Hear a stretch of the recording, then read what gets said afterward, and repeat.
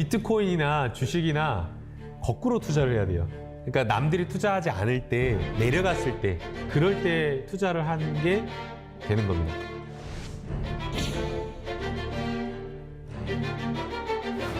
이것은 국회에서 준 거. 신발은 37,000원. 잠깐만, 근데 신발은 엄지발가락 부분이 구멍이 났어요. 메쉬 소재라서 그렇습니다. 구멍난 저가 운동화를 신는다고 하고 한푼 주셔라며 눈물겹게 후원금을 구걸하며 보여준 약자 코스프레의 이중성의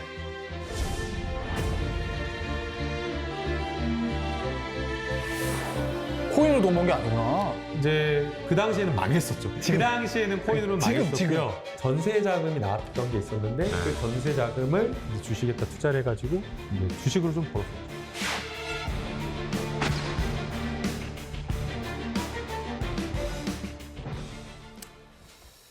자, 김남국 의원 지난 5일 조선일보의 단독 보도 이후에 비난 여론이 거세지자 여러 창구를 통해서 적극적인 해명에 나서고 있습니다. 그러나 해명이라고 하기에는 석연치 않은 부분들이 상당히 많습니다. 조선일보 살펴보겠습니다. 함께 보시죠.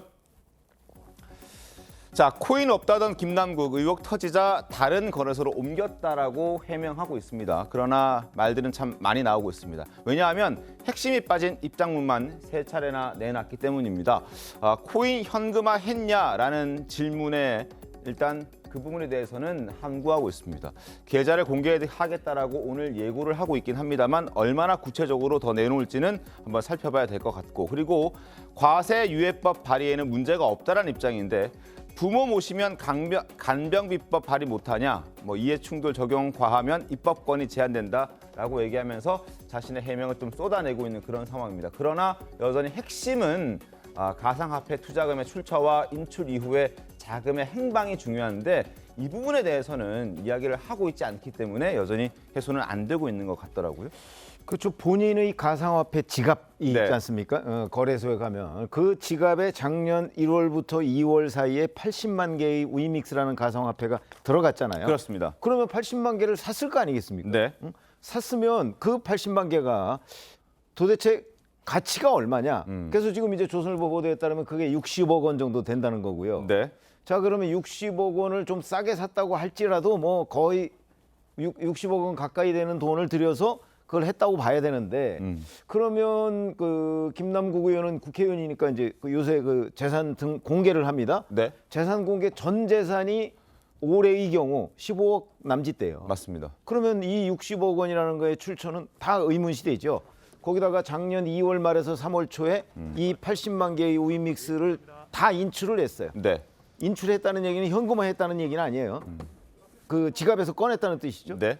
꺼냈는데 그거는 그럼 어디로 갔느냐 하는 부분이 이제 의문이 되는 거고, 그러다 보니까 처음에 80만 개의 위믹스를 샀을 때 무슨 돈으로 샀느냐. 네. 그다음에 2월 말 3월 초에 인출을 해서 이걸로 뭘 했느냐. 근데 왜 재산 공개에는 전혀 흔적이 남아 있지 않느냐. 이런 것들이 이제 문제가 되는 겁니다. 김상현 평론가님 네. 오랜만에 나오셨는데 어떻게 좀 보셨습니까? 이 문제에 대해서? 글쎄요, 저는 기본적으로 그 권한을 가지고 있으면 네. 정보가 몰리잖아요. 근데 그 정보를 이용해서 돈을 벌 수 있는 거는 네. 그 고위직은 하면 안 된다고 봐요. 그거는 굉장히 그게 투기성- 주식이 됐든 가상화폐가 됐든 가상화됐죠. 무엇이든지 간에. 그래서 주식을 못하게 하고 있고요. 주식을 못하게 하는 취지를 반영한다면 네. 그 외의 것들도 같은 취지의 재산 증식은 하면 안 된다는 겁니다. 그런 차원에서 볼 때 권한과 어떤 정보가 집중될 수 있는 국회의원의 자격을 가지고 이 정도 규모의 가상화폐를 투자한다. 물론 경험상으로 입법을 위해서 경험을 해보기 위해서 소액의 것을 경험상 할 수는 있어요. 근데 재산 증식을 위해서 이걸 투자한다? 이건 제가 볼 때는 도덕적으로 상당히 좀 문제가 있는 것이다 이렇게 생각합니다. 알겠습니다. 그리고 현재 김남국 의원은 당시 코인을 팔아서 현금화한 것은 440만 원이고 나머지는 다른 코인에 재투자했다 이렇게 해명하고 있습니다. 자, 일부에서 제기된 논란들이 있는데 코인을 팔아서 대선 자금에 사용한 것 아니냐 이런 의혹이 지금 나오고 있는 그런 상황인데 어젯밤에 SNS를 통해서 계좌 이체 내역서까지 공개를 했습니다. KB국민은행 ATM 출금 내역입니다. 2022년 1월에서 3월 사이에 100만 원씩 4번 그리고 40만 원 한 차례 이렇게 해서 440만 원을 현금화했다, 인출했다. 나머지는 현금화하지 않았다. 뭐 이런 얘기를 하고 있는 겁니다. 그러나 신지호 의원 보셨을 때도 이 거래 내용만 가지고는 아직까지 해소되지 않은 의혹들이 상당히 많다고 봐야 되지 않겠습니까? 그럴 수밖에 없는 거예요. 네. 저게 이제 증빙 자료로서는 말이 안 되는 게, 저 국민은행 계좌에서 본인이 ATM기로 440만 원을 뽑았다는 거 아닙니까? 네. 근데 그 80억 상당의 그 위믹스 코인 중에 440만 원어치만 현금화를 했다라는 거 아니에요? 네네. 그럼 그 내역이 있어야 되는데 그 국민은행 계좌에 그 440만 원만 있는 게 아닐 거 아니에요? 그렇죠. 다른 돈도 막 섞여 있을 거 아닙니까? 네. 그러면 자신의 가상화폐 거래소 그 위믹스 80만 개 갖고 있던 그 계좌에서 국민은행 계좌로 440만 원이 이체됐다는 거, 그거를 밝혀야지. 국민은행 계좌에서 440만 원 찾았다면 원래 뭐 있는 돈에서 440만 원을 찾은 건지 뭔지 저 아무 의미 없는 저런 그 증빙 자료를 갖다 놓고 뭐 440만 원만 찾았다 하는 건데, 그리고요 이거 다른 걸로 갈아탔다 그랬잖아요. 네네. 근데 작년 12월 말에 조선일보가 문의를 했을 때는 뭐라고 그랬죠? 나 지금 갖고 있는 코인 하나도 없다 그랬어요. 네. 작년 말 시점에. 네네. 그럼 거짓말 한 거 아니에요. 한 번 거짓말한 사람은 두 번, 세 번. 그 거짓말의 속성에 한 번 거짓말하고 스텝 꼬이기 시작하면 그게 계속 꼬이거든요.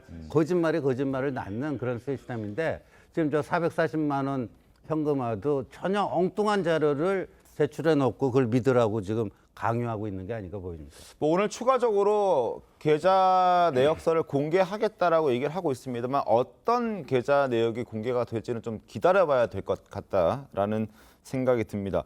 그리고 김남국 의원의 가상화폐 보유와 관련한 또 다른 논란이 있습니다. 바로 국회의원이기 때문에 이해 충돌 여부와도 지금 논란이 되고 있습니다. 김남국 의원 2021년에 가상자산 과세를 1년 동안 유예하는 법안에 참여했습니다. 자, 이와 관련해서 김남국 의원 목소리 먼저 들어보겠습니다.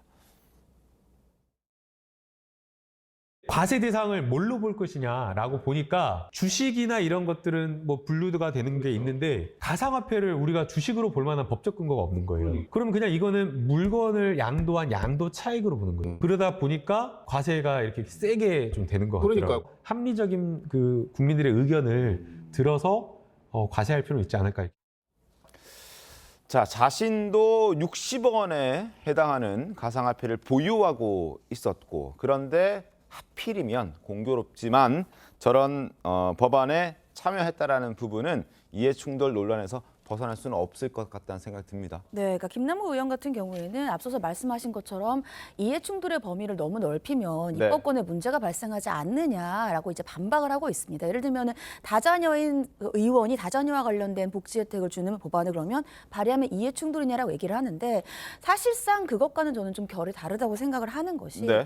다자녀와 관련된 건 아니면은 예를 들면은 뭐 그 노부모 부양 이런 것들은 복지와 관련된 것이고, 저 부분은 과세입니다. 과세이고 그 금액이 적은 부분이 아니었고, 지금 현재 보도에 따르면 그 당시에는 거의 60억까지도 육박하는 가상화폐를 가지고 있었단 말이죠. 여기다가 과세를 유예하는 법안을 본인이 발의를 했고, 네. 본인 말로는 자신은 찬성표를 던지지 않는다라고 했지만, 기본적으로 지금 여소야대 국면에서 야당의 의원이 어떤 것을 발의를 했을 때 특별한 문제가 없으면 통과될 가능성이 굉장히 높단 말이죠. 그래서 네. 이 부분 같은 경우는 이해충돌에 저는 소지가 상당히 높다고 보고, 더 떠나서 아까 김상일 평론가님께서 말씀 주신 것처럼 이해충돌뿐만이 아니라 네.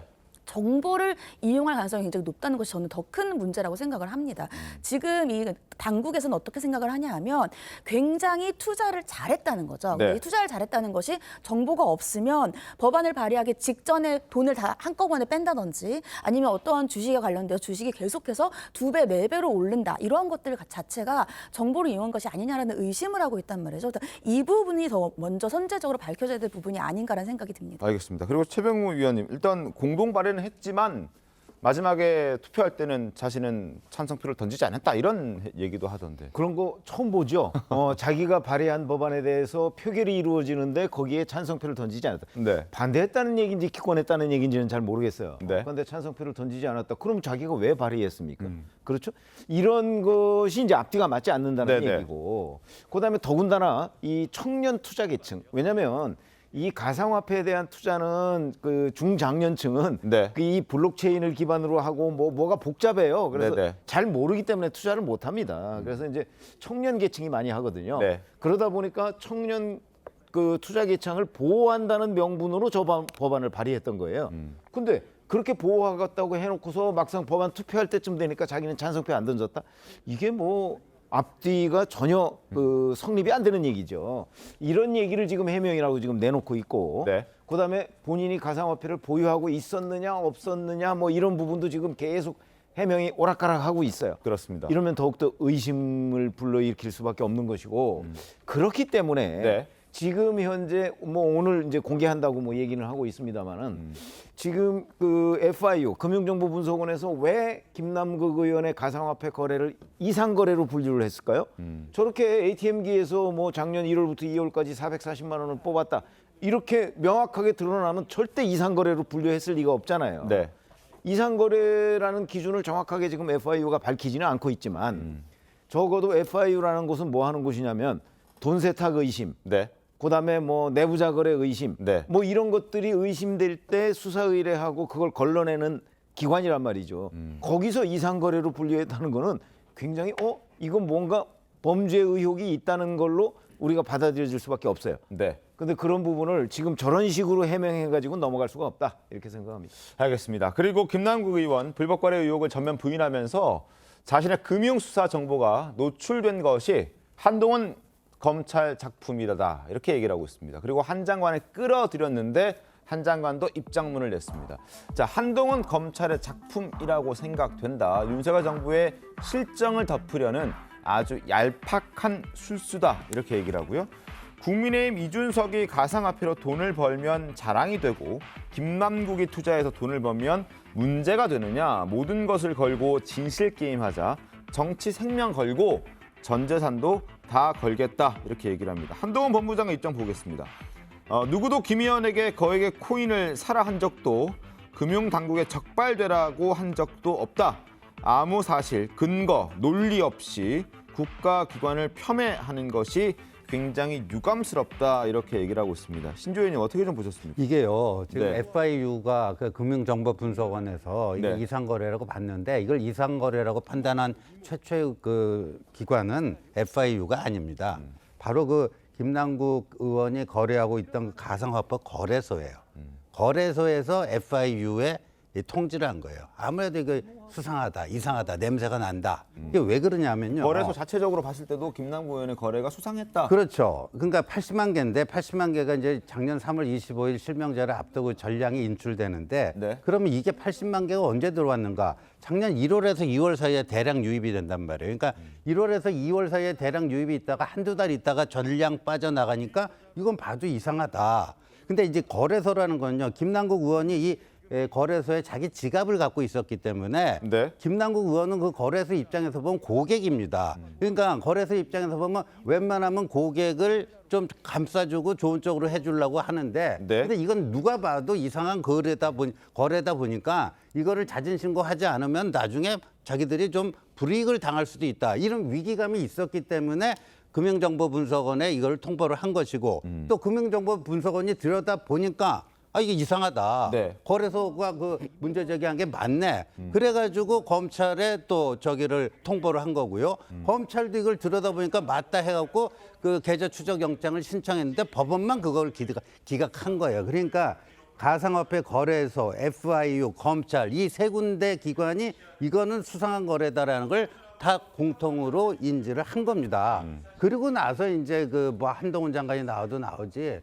그러니까 김남국 의원 저거는 자신의 무슨 그거를 엉뚱한 정치 공방으로 몰고 가려는 제가 봐서는 얄팍한 술수다 이렇게 보여집니다. 그 지금 김남국 의원도 얘기를 하지만 한동훈 검찰의 작품이다. 윤석열 정부의 실정을 덮으려고 하는 것이다. 이렇게 얘기를 하고 있습니다. 그리고 노웅래 전 의원도 마찬가지고 이재명 대표도 마찬가지고 송영길 전 대표도 마찬가지고 여러 가지로 논란이 되고 문제가 됐을 때마다 민주당에서 어김없이 등장하는 게 바로 윤 정부의 실정을 덮기 위한 어떤 정치적인 공세다 뭐 이렇게 지적을 하고 있거든요. 최단희 변호사님, 이 부분은 어떻게 좀 보셨습니까? 일단 뭐 말씀하신 것처럼 지금 김남국 의원 같은 경우에도 한동훈 검찰의 작품이라고 생각한다라고 네. 했는데 신 의원님이 지적해 주신 바와 같이 지금 이것이 이상거래로 파악된 것이 FIU에서 처음으로 이것을 한 것이 아니라 해당 거래소에서 지금 3월 그 당시에 법안이 발의되고 실명이 되는 그 직전에 80만 개를 바로 다 인출을 한 거예요. 네. 굉장히 의심스럽다. 이상거래인 것 같다라고 해서 금융정보국에 그것을 연락을 한 것이고요. 그래서 지금 조사가 된 거고 네. 물론 김남국 의원 같은 경우는 그 당시에는 내가 지금 계좌 추적 영장이 기각됐다라고 하지만 영장이 기각된 게 문제가 아니고요.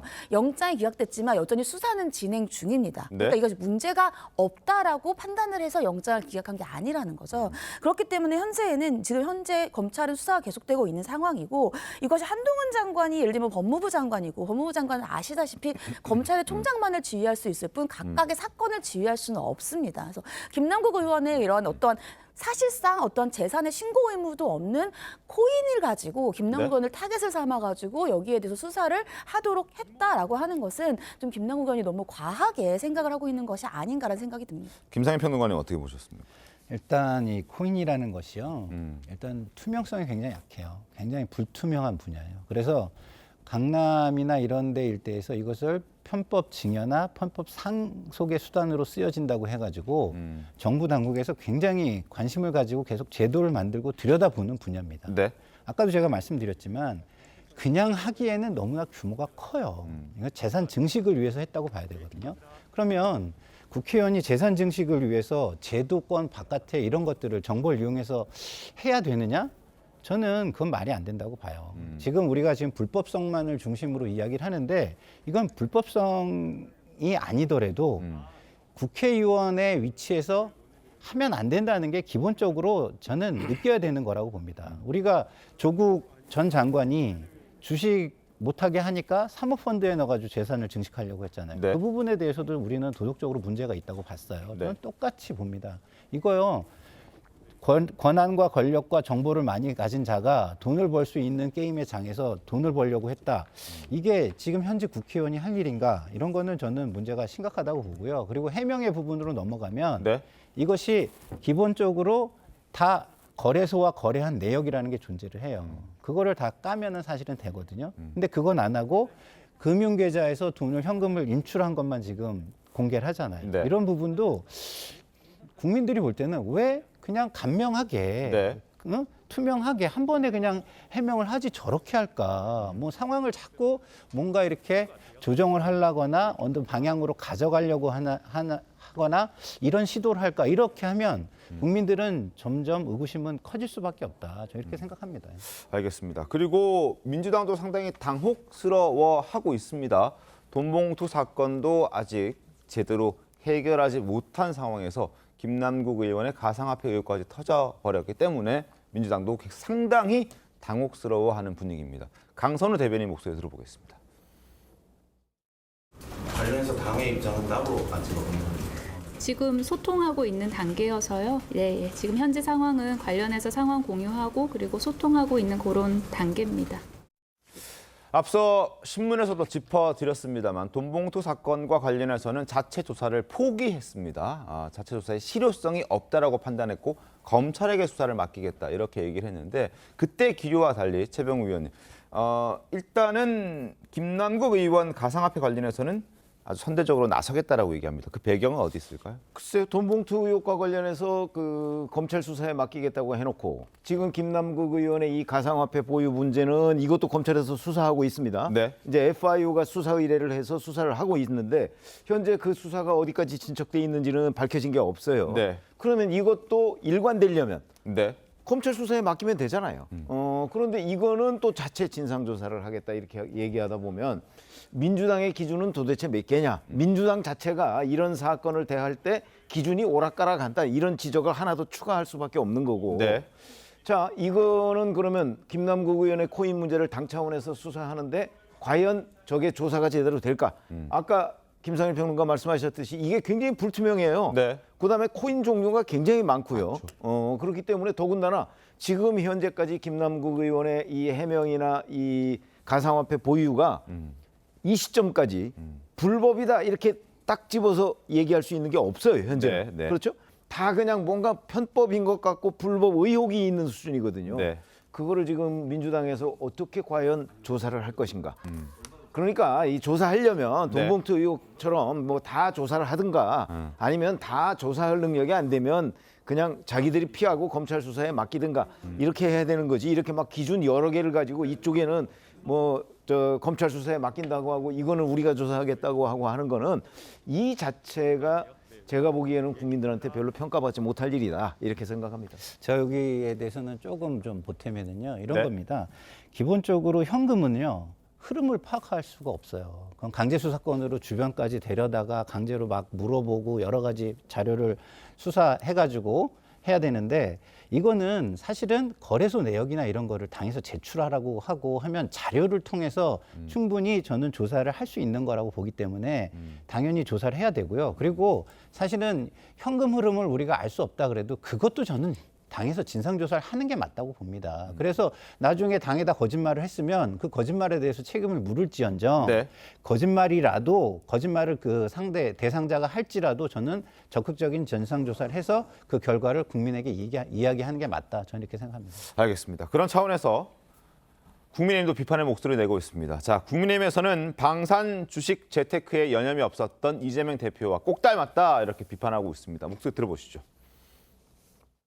문제는 코인 거래 시기와 자금 출처 및 행방, 그리고 논란을 대하는 김남국 의원의 태도입니다. 김 의원의 재산 변동 신고 내용을 보면 현금의 대량 인출입이 없고 가상자산의 신고 내역 또한 없습니다. 이재명 퀴즈라는 김남국 의원은 지난 대선 패배 후 방산 주식 재테크에 여념 없던 이재명 당대표를 닮아도 너무 닮았습니다.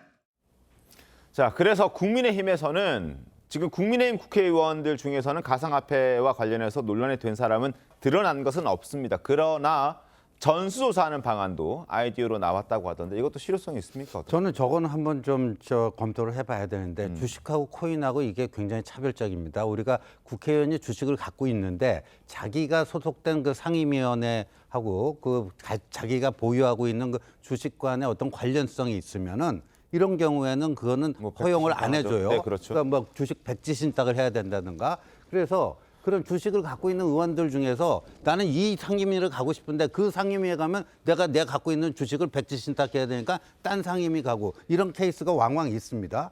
그런데 코인은 왜 괜찮다는 거죠? 더군다나 김남국 의원은 이 모든 법안을 다 나중에 게이트키핑하는 법사위원이었잖아요.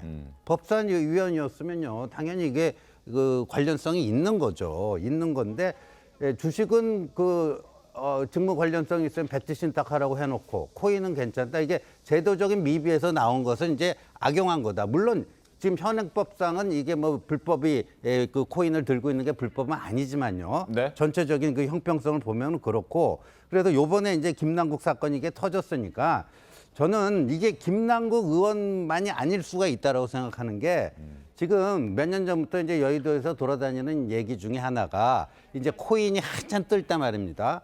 가상화폐 거래소가 이제 몇 군데 있고 그런데 거기서 국회의원 보좌진 출신들을 많이 임원으로 스카우트해 갔다. 그래서 대관 업무를 맡기고 있다. 그 대관 업무라는 게 국회 업무거든요.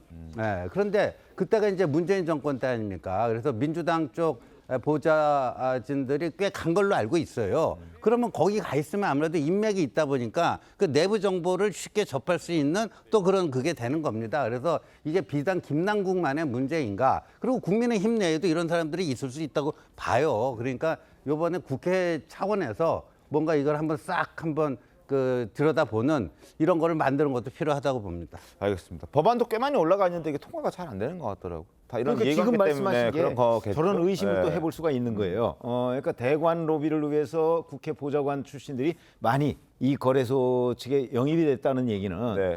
결국은 이게 지금 입법적인 미비가 굉장히 많거든요. 예를 들어서 주식과 지금 가상화폐는 똑같이 취급받지 않아요. 네.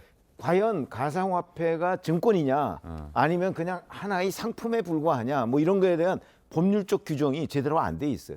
사실 우리 다 기억하시지만 박상기 법무부 장관, 문재인 정부 초대 법무부 네네네네. 장관이잖아요. 이 가상화폐 거래소 없애겠다고 얘기했다가 맞습니다. 한번 난리가 나서 다시 거둬들인 적이 있잖아요. 네. 그러면 가상화폐라는 자체에 대해서 뭐 약간은 하여튼 아주 심각한 무슨 법률적 문제가 있는 걸로 법무부가 봤다는 얘기가 되잖아요. 근데 그렇게 해놓고서 그냥 반발이 심하니까 철회해버렸어요. 그 후에 후속 조치가 없어요. 그러면 이런 입법 미비들이 혹시라도 그런 어떤 대관 로비 때문은 아닌가. 왜냐하면 그 후로 5년이 지났는데 네. 아직까지도 입법 미비 상태가 계속되고 있잖아요. 그런 의심을 일반 국민들로서는 하지 않을 수가 없어요. 이거 진작에 사실 이 문제는 입법적으로 해결하면 되는 거예요. 예를 들어서 국회의원이나 정부나 뭐 이런 사람들이 가상화폐를 가지고 있느냐 전수조사 과연 가능할까요? 그러지 말고 그냥 이 가상화폐도 주식과 똑같은 뭐 증권이나 이런 거로 취급한다 그러면 재산 등록 안 할 방법이 없잖아요. 네. 실제 현재 용산 대통령실의 어느 비서관은 가상화폐를 신고를 했어요. 맞습니다. 신고할 의무가 없는데도 네. 그렇게 얘기한 것처럼 입법적으로 해결하면 될 일을 지금 뒤늦게 호들갑 떨고 있는 거잖아요. 이 배경도 한번 국민들은 알고 싶다 이렇게 생각합니다. 제가 좀 이 부분은 좀 아는데요. 네. 기본적으로 입법 미비가 되는 이유 중에 가장 큰 거는 지금 정부에서 이 코인이나 이런 거를 자산이나 이렇게 재산 가치가 있는 걸로 인정을 안 하려는 그런 게 있습니다. 왜냐하면 실제로 이게 뭐 어디에 그 연동이 돼 있는 것도 아니고 네. 뭐 금이라든가 아니면 실물 자산이라든가 이렇게 연동된 것도 아니고 사실상 사람들의 신용, 신의 이것만으로 지금 가치가 창출되고 있거든요. 네, 그렇기 네. 때문에 정부에서는 이건 아무것도 아니다. 이건 하면 안 된다. 아예 이런 입장이에요. 그렇기 때문에 그런 입장 때문에 입법은 늦어지고 있는 게 가장 크고요. 그러나 현실에서 이용자들이 많은 건 또 사실이잖아요. 맞습니다. 그렇기 때문에 이용자들을 보호하기 위한 보호 입법은 얼마 전에 국회를 통과한 것으로 제가 알고 있습니다. 예. 근데 제가 하나만 더 말씀드리면 네네. 지금 이게 조금 아셔야 되는 게 지금 우리 이게 코인의 거래소가 엄청나게 많아요. 근데 실명 계좌를 가지고 있는 거래소가 5개뿐이 안 됩니다. 근데 김남국 의원이 제가 지금 볼 때 이것을 왜 거래소를 왜 옮겼을까? 실명제가 되면서 이게 옮겼다는 것 자체도 저는 굉장히 그 국회의원으로서는 좀 문제가 있다고 보는 게 이 정도 상당한 규모의 재산을 숨기기 위해서 뭐 나쁘게 얘기하면 은닉하기 위해서 거래소 옮긴 건가 이렇게 의심받을 수 있는 여지도 있기 때문에 저는 이거는 하루라도 빨리 김남국 의원이 스스로 이게 거래소가 수천 개, 수천 개가 되는데요. 거기에도 어쨌든 그 이용자는 그거를 자기의 재산을 보호받기 위해서 거래 내역을 가지고 있어요. 네. 거래소하고 이용자는 가지고 있어요. 외부는 신고를 받고 있지 않기 때문에 정부나 이런 데는 없지만 본인 스스로는 얼마든지 밝힐 수 있다. 이런 점을 말씀을 드립니다. 알겠습니다. 자, 더불어민주당 돈봉투 의혹에 출구를 찾지 못하고 있고 휘청거리고 있는 그런 상황이어서 좀 상황을 지켜봐야 될 것 같은데 일단 민주당의 핵심 지지층이라고 볼 수 있는 40대와 호남 민심마저 큰 폭으로 이탈한 것으로 지금 나타나고 있습니다.